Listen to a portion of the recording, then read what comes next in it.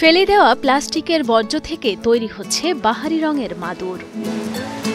Plastic বর্জ্য ব্যবহার করে রিসাইকেল পদ্ধতিতে মাদুর তৈরির এক বিশাল কারখানা গড়ে উঠেছে ময়মনসিংহের বিসিক শিল্প নগরীতে।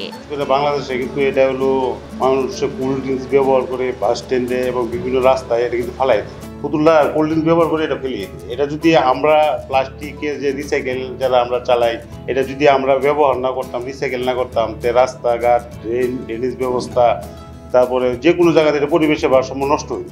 এসব প্লাস্টিকের বর্জ্য থেকে মাদুর তৈরির প্রক্রিয়া একটু জটিল।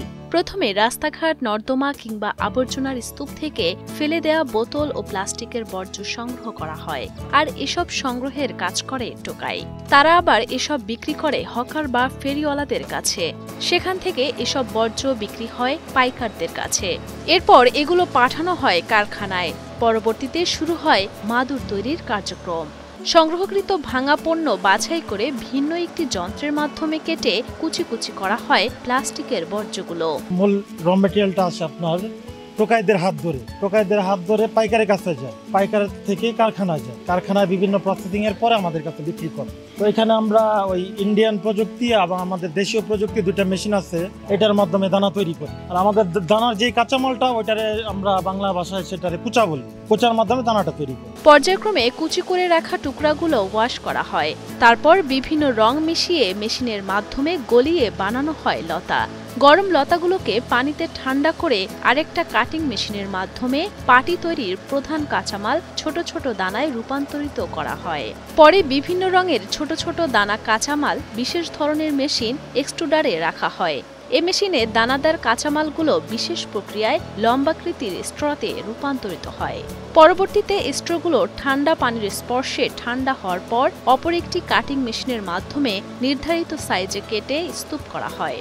এরপর স্ট্রোর বান্ডেলগুলো নিচ তলায় নিয়ে যে কার্ড মেশিনের মাধ্যমে অটোমেটিক প্রক্রিয়ায় ম্যাট বা মাদুরে রূপান্তরিত হয়। কুচাটা বিভিন্ন গ্রেড আছে প্লাস্টিকের ভিতরে, আপনার ভাঙারির ভিতরে এটা আছে পিপি, এইচডি, এলডি। আমাদের যে এটা ইউজেবল প্রোডাক্টটা সেটা হলো পিপি, মানে ম্যাট তৈরিতে পিপিটা ইউজ হয়। পিপি না হলে ম্যাটের যে পাইপটা সেটা হয় না। এখানেই শেষ নয়, তৈরিকৃত মাদুরগুলো ফিনিশিং সেকশনে কাটিং টেবিলে কাটিং করার পর কোম্পানির স্টিকার যুক্ত করে বিভিন্ন রঙের লেজ সংযুক্ত করে সেলাই মেশিন দিয়ে সেলাইয়ের কাজ সম্পন্ন করা হয়। এভাবে তৈরি হয় বিভিন্ন রঙের আকর্ষণীয় প্লাস্টিকের মাদুর। এইখানে আমি 10টা দিয়া কালার মিলায়া বান্ডিল করি, 9 বছর 10 বছর ধরে চাকরি করি। এতে এনে কাজ করে আমি খুব সুখী। এ কারখানায় মাদুর তৈরির কাজ করে সংসার খরচ চালাচ্ছেন পুরুষ ও নারী শ্রমিকেরা। এখানে দীর্ঘদিন কাজ করে পরিবার পরিজন নিয়ে ভালো আছেন বলে জানান তারা। আমরা পার্টি কোম্পানিতে চাকরি করছি, আমরা খুব ভালোই আছি এখানে চাকরি করে। আমি 3 বছর যাবত এই পার্টি কোম্পানির সেলাই কাজ করি। আমি যে বেতন পাই এটা দিয়ে আমার সংসার চলে, আমি এবং সুখী। পরিবেশের ভারসাম্য বজায় রাখতে এ কারখানাটি গুরুত্বপূর্ণ ভূমিকা পালন করছে বলে জানান ম্যানেজার রেজওয়ান খান। এছাড়াও এখানে কর্মরত শ্রমিকদের স্বাস্থ্যের ব্যাপারে কর্তৃপক্ষ সচেতন থাকেন বলেও জানান তিনি। আমাদের এই এনে যারা কাজ করে, ধরুন মেশিনে কাজ করে, ওরা মাস্ক পরে কাজ করে। আর যদি অসুস্থ হয়, আমাদের প্রতিষ্ঠানের এমডি সাহেবের অর্ডার আছে যে আমরা চিকিৎসার ব্যবস্থা করি।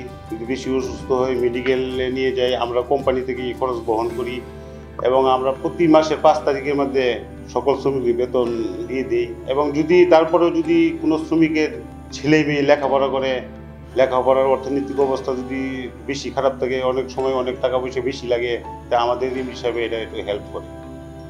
আমরা এগুলো খেয়াল রাখি।